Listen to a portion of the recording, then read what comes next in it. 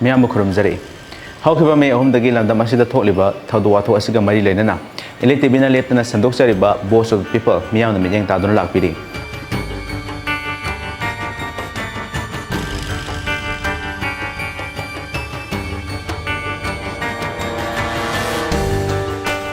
ngasisu voice of people gi kunsuba episode ta MU ki law department gi head of department ona thobubiriba Dr. Yumnam Premanandana phongdokiba wafam sing miyam puna miyang taminase mayam the flag mayam ubiram gani bunkers mayam ubiram gani ko si aina di kharga hangang badi yaujara bani aina ngang ba yaba senen si ibe yaba senen da lan si loram dai taka to sis fair lok thor khane ba adu matam du moi ti du moi lo do ne ba sis fair de kai no dalo law kan aina lepa ma khumpham si sibok to moi la moi do ne ba lan wor kan aduna sis fair lok thok tong swaya lan loram dai da he wari sanaram dai da adu sis fair lok thok matam da moi la phira chi ka chi be lam chi moi lo gi do ne adu si ko yam khang da bani adu amana yam lu se akoi cookie sina ai imana mayam chu lai ri ko no gi indigenous people forum ga leader da imana ne ba ko akoi mizoram da professor oi be ma se ai mizoram oi ngai mari sami ni khang jo khane alu ai na mayam da haijen is kai no har kan da moi si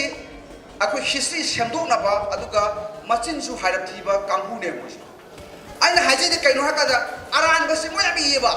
aran ba se amkan i bok ti phaye ba aran se hajan ne ira ne ba ira ka atum bang ko na ko ne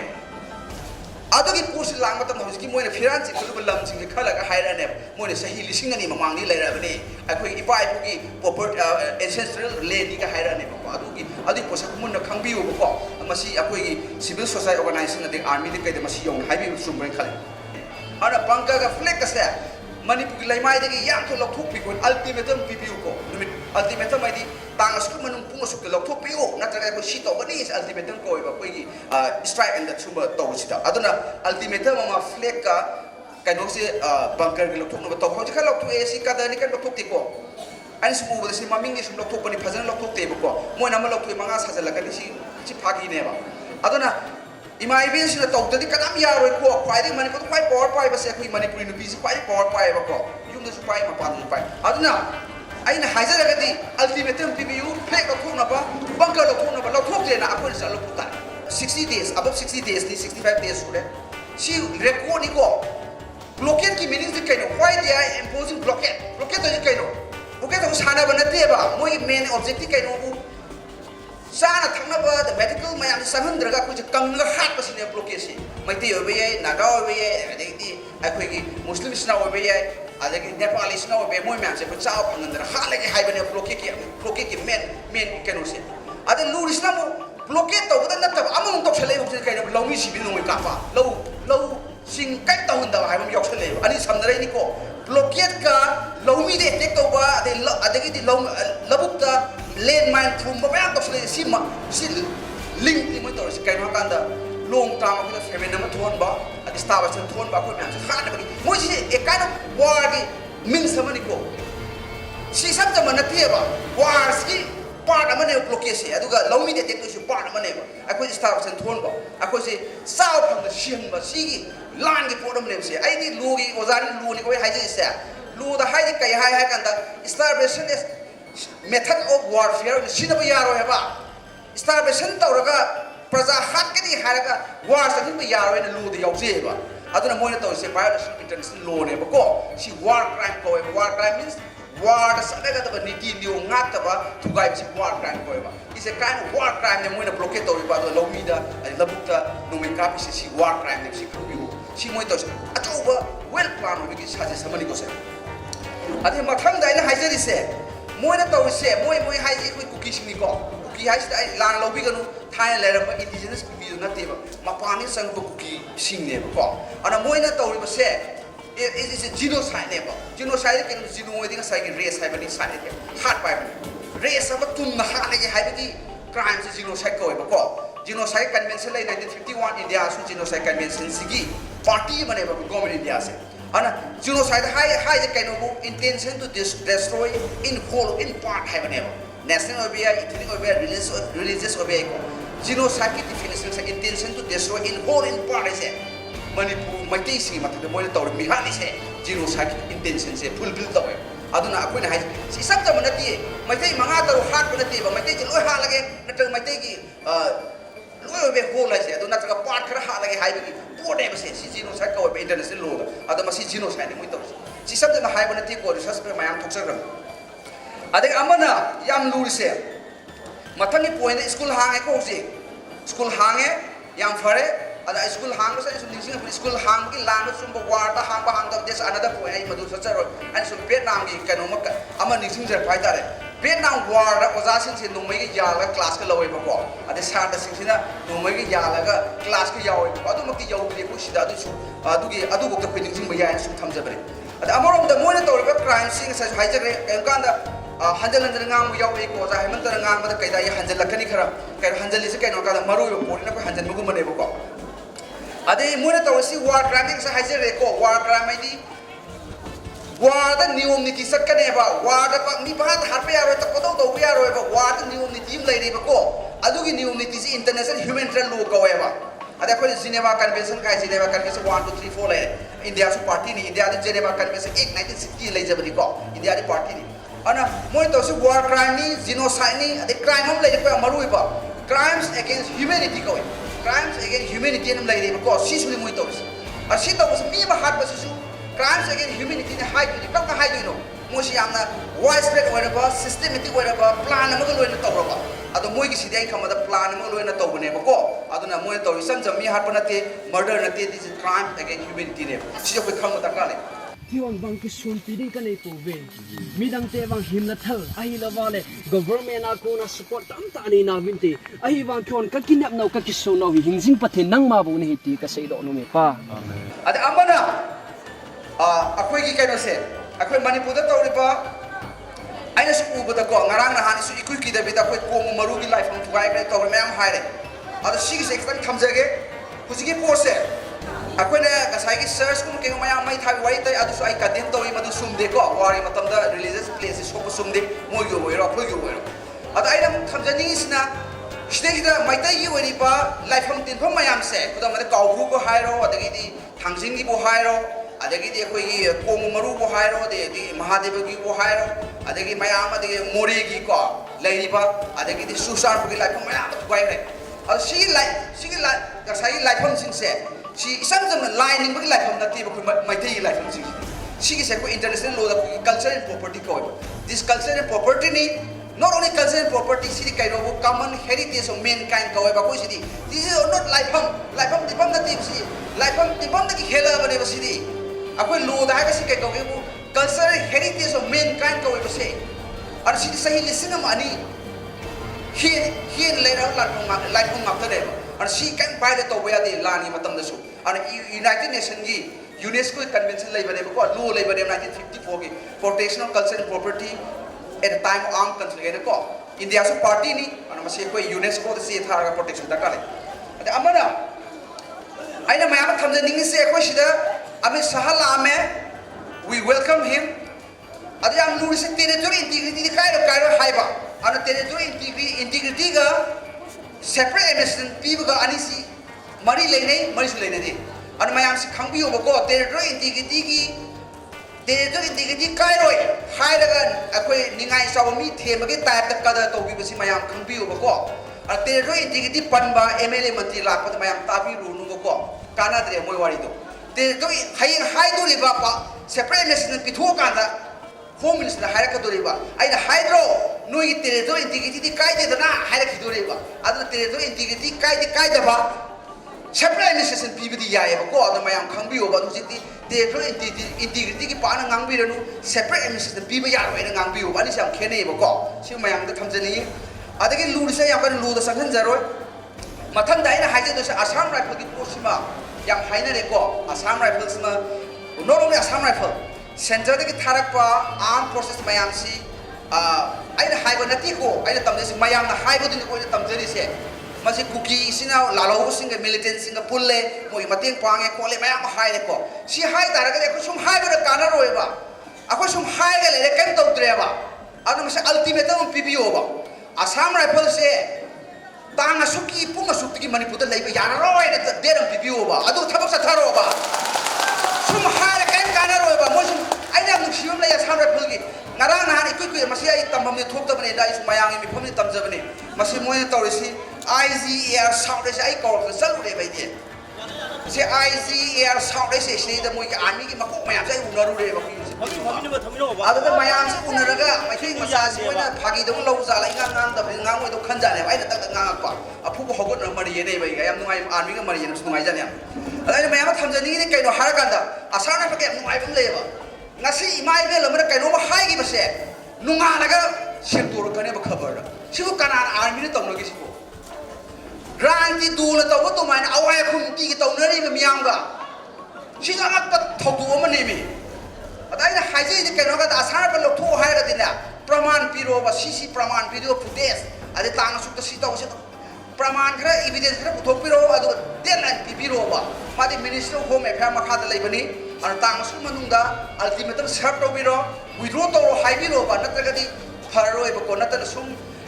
withdraw to ro no chakro hai si matam ma piraga ultimatum on sathabiu natraga di akhoi dabi ko su phangoi ba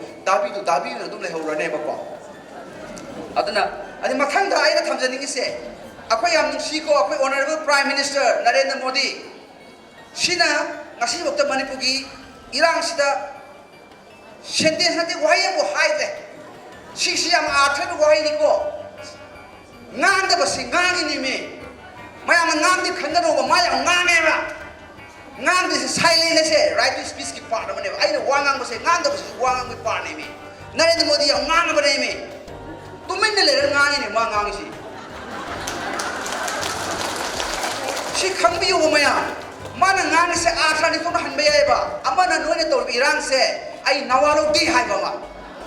akhramani ko hali se akhramani kai no ha ka da manung da hidden agenda ma lai re ba adu lawthuk tu ngai le ne ba hidden agenda ma lai re saura ko ma yana khre hausu wari sari dana yam nungai bani ko Manipur gi miyam to kawlakti ko adu moi gi underground outfit adagi di suspension operation le ko kamu kawal gawati to wari sari ba Delhi da wari sari ba akoi da kai hairak ti yam ngai jani ko adun ta ko di kai no ka da manung da port ma lai re bani port sibu kaino demand tale mi nga demand pi ba yaro hai bong ba yana na khona pada demand pi ba sina wetis ko ru masana aduna port si lai bani wangang di se la tu gi ngai lai bani ma ku se bi ko natraga di ko no madi jar hawrani kaino pi thokre lawani no hawolani eseme mai tharani ami ma phurani or ami ma no mai kapsele follow share ni loire do ade mathang dai na ha thamjani gi se hojik lai ba Manipur gi administration ko mai to ma ti yeng bi ba Robin Than tu sudah anu khange Manipur ke administration tu yang biu ne Manipur de MP ahum lay MLA ahum full lay council minister with chief minister lay governor lay mayan lay na ko kan tok de ne ko si yang si bo wari ne ko si minister ngore kan tok de ada kit MLA mayan kan tok de MLA si kai di tok si bo ko ai di yam na si kan ne ba ko si yoker ne ko tok si aduna aina haise di even governor ko kan tok dia musik jani ko governor kan tok de adar ai gi imai be de haise di se governor sin nupi ne ba sik advantage lo biu manu na sangai sam na khense to no ba memo de ba adu kan para ro akoi di sale da na photo na mo sale me governor ka una khe photo na me luya ka du na tu na governor da khong thilu ai ni tok dia ka chatu ra photo na me luya ka du na tu na aduna MLA de su tawbiu MP de su tawbiu governor de ete tawbiu ete de phubiu hai prati ko khana biu ba sira sathabiu ade special session of Manipur Assembly ko wen dakha le ko masi kohon biu masi to ultimatum biu ko mayam na tanga su manung da special session hai ga emergency session of assembly hai ga tau hana date biu ba pi de assembly kalai kana ade amana mayam na kham da mam lai ko masih ai hiding da bani ai lugi ozari da hide dan hide bani ko si minister sinbaga piar da mai le na de ko maya na khalle ba si minister sillaga di piar lani sinba yaroi hai adu lali ko si minister sinbaga piar da mai le na de adu na ai gi wakhanda ai di am clear ni koi gi ai je thabak to wahai ai je lugi he ne ba koi oi je sia ai je tha he no ba thabak to ngam je ga ai na oza ma da na he pai bi no pi ne ba aduna adu sum khana biu ko maya ai sum haize bani ko adu piar ara pam lai ko piar da khoi leiba irang thu ko da piar la ba adu ta ka di suspended animation da thamaroi ba SMS pura dissolve to bane ba ko aduna idea ma ne sum thamja bani bayam khamjan biu ko sima ada amana akhoi lan se kai ba da akhoi min lan tare yes okay fine akhoi lan se phajana ngai ba ngap ti pasa kan kan sai na ba lai ba mi ta dom lai ba ko aduna akhoi lan se ko defend tong ja hai ga di yam holistic oiba approach sa sang ga do ma pu pu yeng dong ne ba map ka pu thok pi ro manipur map cha ko ma cha thok pi ro do tham bi ro ba mo to attack sida yi over si di akhoi defense lai te nang cha lo si defense lai kai no ma tau kan tau de ba khoi di nungay magkapani ade nungay kapon horaga village ngakpa nahamani nungay pai da thangtu pai ba thang pai ba kamun lan chungner ni adu loga nungay kamna le police la ni kai no hui tawli sibo nungay kamna ba loga sima dek tawi dana hero na phubul loga na pes siram da police la ko do adu maina koi tawle re ba police sulang lakti loira lai na army su adu potuma khanbiu lan tawra di phajan tawbiu ba plan ma ka tawbi mi plan atani ko home is a latur hai kan dakilak dan dang lan tawri ni ko ada sim ni sa kanu hai kan ha ga ngata na lan taw bunga me mi anytime mo lan taw bunga me ai di cookie sim ya phai mo si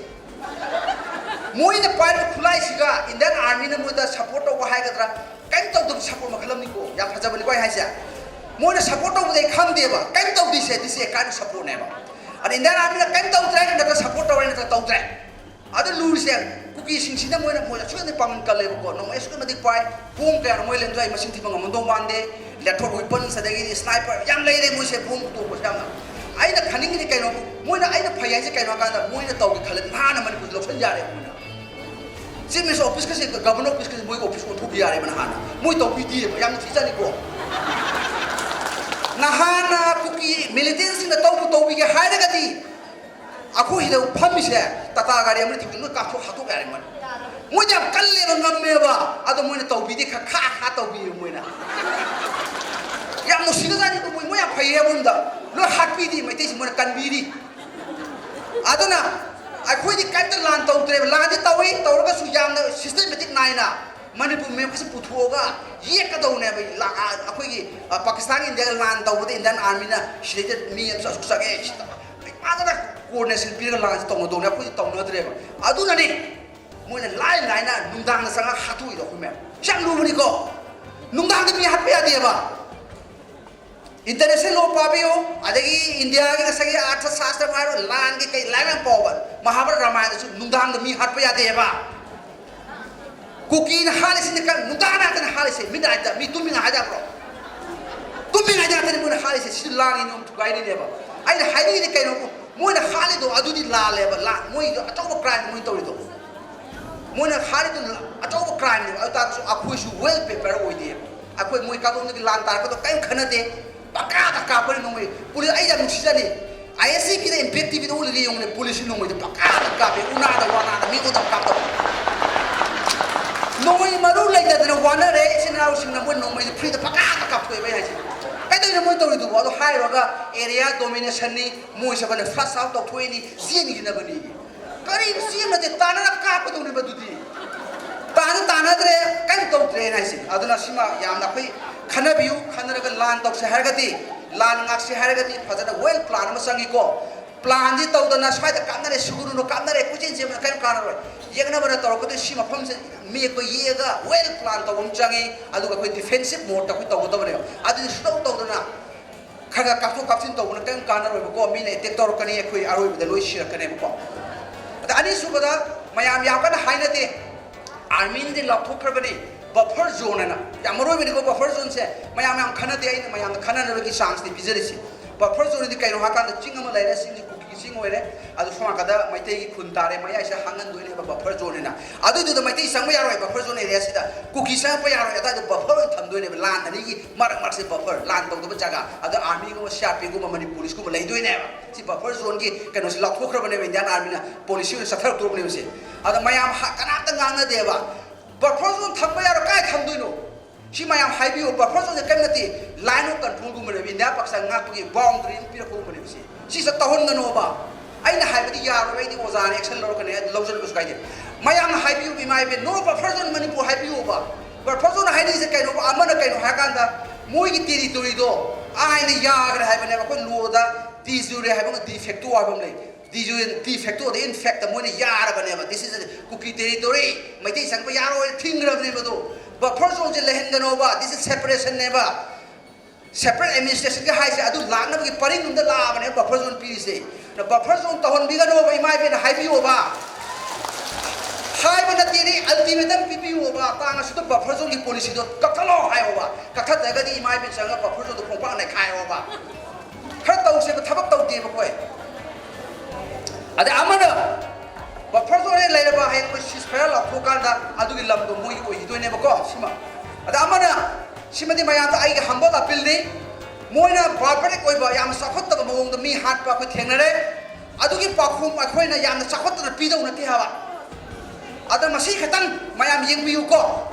moina khoi gi mi ma manga ka hat kre khoi mi manga ka hat ke hai da bi ga no ba adu ai khala ka matam da ai khoi lan ga ne ba ko adu ai oza moina ka tak civilize hoina lan sa thabi ko nupi nga da khu thabi ga no anga da khu thabi ga no tumi mi hat pi ga no aduga multi lesson ai mi ma ko moina hat pas mamit ka ko thopa su toy tawe moi yam la la ka ni ko mi mamit ko lo hat pa ya de ko ar ai khoi na taw moina taw ha ta khoi taw bi ga no wai ai ga pil ni ko mi na la na lo gi ne ba mi ma ka tha ya la sa pa na de ba mi na la na lo gi ni noi hat pa pai kem ka mele je de du matang da taw ba du ya barbaric oi ba uncivilized mo wong da mi bu treat taw bi ga no ba ko adu ma khoi tang tang imai be na su message pi bi lan taw da katang civilized mo da lan taw bi u hedna hai bi siam na phagadrai na mayam da appeal taw jeri adra ai khoi se kam na ti ba ko adu ai khoi se protection am da piram de ba ko constitutional protection am da pi de constitutional protection pi da ba se notice akhui kitane map section bi ko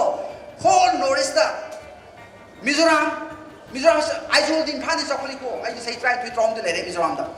try after ni schedule try after ni protection ni full protection paisa mo ni hen pi ni budget to aduna constitutional protection nama pi ba ka lai command pc ke adu ki tongan ba convention ba khana singa si adu mayam khambi du si ko si without any protection ko survive to any protection ni ta ka lai ada mana uniform lane law ta ka lai ko akoi lane law se ma thong khang dre kuji UCC me am tara mani uniform civil code ka to to maina manipur ki oina uniform lane law ma ta ka lai akoi ne ngang mani Himachal Pradesh ki model law bi ukai Himachal Pradesh ta hill plain khai de ba hill ne Himachal ni pura akoi si ko kada hill plain khai de no sini kan lai ta akoi tam sini 4.5 ni hai scholarship hai ba akoi tam da belly se apa apa tam se 4.5 percentage ne 100 manipur se kan lai ta ba ne ba sidi adana ma sidi pura hill ne ba se ma adu Imphal Valley se susam ku dei su hena wang ba ne ba adu mai awang ba sea level de kam wang ba no altitude yeng ba su adu hill oi ja ba ne ba ko si no whole city hill oi ga da ba ne adu uniform lane lo ma ako da tham ga da ba ne ba ko sing da ta ba ya de sila thu ga da ni kana da ba poi divine rule policy ni de masi discriminatory law ni equality clause violation ne ba ko supreme court thar da ko ma do po khale ar sigi post ma khang bio masi ma ko agenda da yaw bio ada amana schedule tribe status law da ya ko chacharoi sisu a part of protection le ba ko moi na po na ngang se mo ST phang gi ne ba moi na to victim card sine se victim card di ai se ma or pi re bani nai bi re bani tribal ko phubi re hat pi re se victim card ko victim card ki play ni moi to se aduna akoi da ase ma victim de akoi ni ba ko moi ro victim sa go ari ni da aduna ST ki status ma law de protection phangani ai adu de chacharoi adu min samane ba ko ade amana darkar lai lagadi nati darkar lai bane huse maze agreement ki sai koi ki yamba idara haibe me maze agreement ki chapter se mo hangdu khana ne ba chumani ko maze agreement 1949 se lo ne yaba yada adu masat panata ba maze agreement se amuk naina bam changi adu ai koi di last kalak tu se maze agreement se na kan ga doi ni UN se thau na kalak ga doi ne koi India na koi se mi ne lobby de ko ai na haije ne akoi napi ne lo ne koi se khongpa ja ne ja aku si mi wen lo de hui di kha ko mi da ko hui wen lo de aku si napi wen lo e da ko men adra aku napi e khoi na aku ki mati tang le do se UN da se thabi wen na yak to haji na kha tha khre aku ai su i ko ko mati kan pang ge ara pe ko di pam da pham ga adra UN da se tha ba si darkar lai ka na ka da aku si acham ste na te ko si true maze agreement da tawraga maze agreement to be kana ba na ka na ka da aku ki territory se Article number 1 of Indian Constitution with schedule number 1 ta entry number 18 na yaw idana ko Manipuri haraga sigi Manipur sine akoi territory se India government na mazegi me sangi bani protection pizza bane ba through constitution aduna adu ki portrait mazegi me lai ne ba mazegi me to sangi bani akoi si sumain tawragadi mazagi minda changi posi kai nakada akhogi territory kai tagadi akhoi aina masi aina hayo phajada bai tan lu jare akhogi territory kai rakpa taragadi mazagi min se akhoi withdraw tawjare aduga akhoi se mama ga de leram status so aduda leirani haidra pidi piroi india se am sathi lebani ko adu tam adu hayo ya bagi legal channel na man laiba ko adu tawna bagi thambiyo mayam ada amana akhoi se peaceful coexistence aduga equality among various communities peaceful ga obiyo akhoi se punna shanti ni himna jage akhoi se amato ni lobiyo ko sing da mai ta ba ya di su amato ni kai lobiyo discrimination ne se adu si topic no haibiyo ko ada amana ilo sala kadore ada amana loram dare thamjani se maru yo poile ma yam thamjani ba akhoi se three language formula se thabiyo ko three language formula ga ti maite language mi loi khange ba ko akhoi nagami se di kuki maro akhoi khangde adan madu tawna ba akhoi education system de amend tawraga chhatra ma yam da ba language ni logo da ba manipur da masi am taw na to european country dam taw chhatra ma yam da ba ai maite ni na maite rom tam jare imalo ni na ai kuki maro la nagami se tam do ni ani go do ana integration through language integration o hen ba adu ga akhoi lora adu tam ba akhoi pula ne ai na wari sa ba kuki mon de wari sa ne mana su naga ba sa naga mo wai pra naga ba saranga mane an adu gam darka le adu tawra ba si three language formula sa thabiu adagi di district sin sam reorganize to changi ko akoi ibu bigi matam honorable ibu bigi matam da district mayam si khangau da nungang la phokre ko akoi nungang la phokpi khangpre khangbam tawri ko di mon paisa la thue nungang la phokpi ani ibu bi nungang la phokre port maya da district si madu amhan akoi yengmom changi adagi di am khwai aro ba solution di da khwai aro ba solution ni kaino hakanta military crackdown sina aru solution ne ko hauti lan tawse shanti bi hayo kai shanti na mang tha ba darka de le ko shanti na kai kan or shanti laksan or lakosh ada military crackdown se sina phai maru bai na khalam bana ami shar la ko numi sida mara la ko to ma lu ko ado la thorak tre ma ka o khande aseng badi kuki militant sina lan tawrak pase ami sahala ko numi tu aseng badi mana home minister mo ina si my part of home ne manipur se my ministry di yausab ne ko mana la thokada ba ne ba irang hauri ba ngangsa numi kapi mathong khangdi praja numi kapasa noi tang asuki pung asuku manung da lay down your arms nang arms sing do makhada thamo na ko thangalo do sangjaro na hai do ne ba sangang traga do ka phu ni hai do ne ba mar kam hai da tum sakre ba adu ne ba khwai hauji su matam lai ri union government na military crackdown to change ba lathupum change ba noi gi nongmai do lay down to makhada thamo na ko thangalo do chango sangang traga di noi mathak ta koi la ka ko ani haibam change ba ko adu to de shanti su puruwe ya amne sang mani ko adu aina hai sa hai se ba oza wang no hai oza wang sibera le be ko ada amana makhoina sikhadak kamune noi bra sida hairam sira ai hairase ar kaino ni akhoi kokomi guma kai guma se moina kaino unlawful organization ni lakthop terrorist lakthop ni khabadam thengna khena ai sun nusi go am moina hairi do ada aseng bati moi kamu sini bet ngasai unlawful organization lakthop di terrorist lakthop di ngasai moi kuki np ga hai gumba asum ga hai gumba ada indigenous tribal leader for moi sini aseng bati india kain to manipur kain to se moi sigi matang da si biro ko ministry of home affairs da unlawful activities privacy ki makha da moi sigi lakthop yani ai makha adun satha jage adagi di amarom da huji wari sari se khota ga lepiu haibiro mayamna wari sabi de kaino ni ko Guwahati da Delhi da moina kaura ga to mina wari sari se maitai yaudana naga yaudana wari sabi yaro haibiyo ba akhoi manipur gi shubu kuki ga government india ga kuki ha ga mapan sa ga kuki singa suspension operation makha da le ba kuki ga wari sara ga lotion ba yaro mi shi ne ba do aduna mayana haibiyo ba lo no wari sabi lepiro wari sabi taragadi maitai yaudaba yaroi naga yaudaba yaroi haibiyo ba adu matam yoro ba rebo hayeng le wari saban bo ga na kan to ga ko wari sar ga haibiyo ko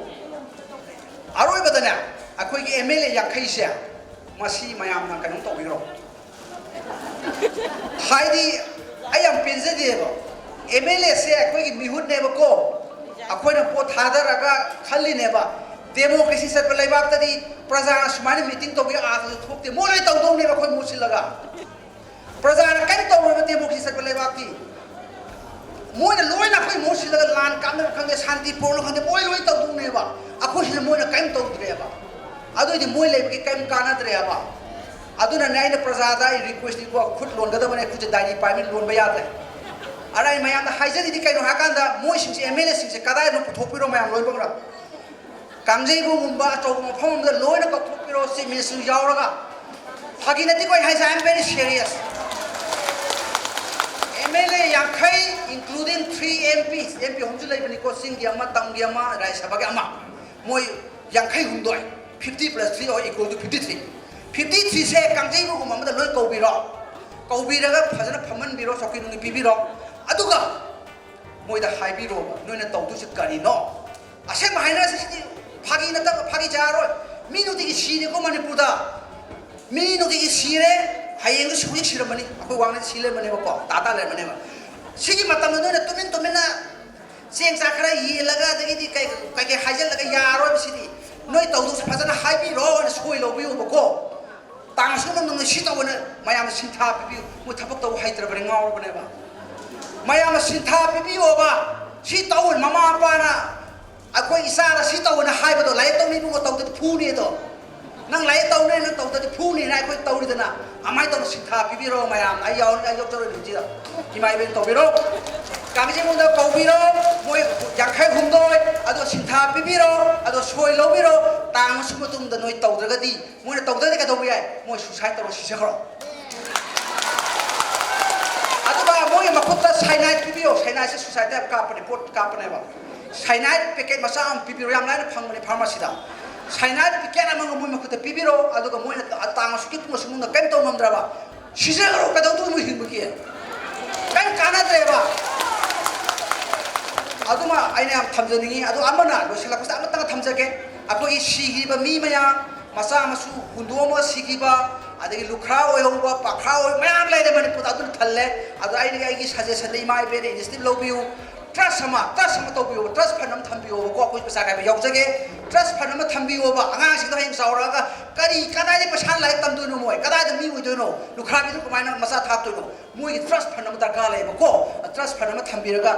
akoi leba ka tho mi sing ma trust phadu phajana organize tawra hayeng moi na saura hum sa mi ui si mi si leba ka de thawai ka khaba angang do hayeng khabar yu masala mo ni sa yo no mo ne kai no ko kan sin trust phanam tham si ba ko ada aroi ba yam phajabani jo sin lage ama khak lai re ayu ji wakhan lak pani prime minister lak ti si lak na ba mu na method ama ngarang dai na khalle prime minister yam lai ko yar ni yam lai ko prime minister ko bi ga hai ta ga ko shigri ba ku ki su pun biro aku metai su pun biro shigri mi sing dia memorial park ama sabiro war simiti to smai na ko memorial park ama sabiro adu gi inauguration to prime minister to lo moi la ne inauguration to mo chat pane ba online through online offline ade makhong line yam lai ba ko aduna prime minister home minister ko do inauguration do ka chai mi si ki mayam ni park sabu do simiti sabu do mai khum hang do pu mo to biro ba moi di la ne be adu gi do ma prime minister ko bi ga ha ga yam lai me thani ai ne mayam thamja ba di ko mayam puno ku khum Voice of the People ki kunsuba episode ta Dr. Yumnam Premananda na fondo ki buwafam miyam punna minyang tamina kharbagi tumda matang aswaida Voice of the People ki kunsuba episode losinjare pumpham simakta da channel simakta da Voice of the People ki konma thoi suba episode amuk pudun laksage miyam dagi ngasi gi oina kainabagi athanga do dijare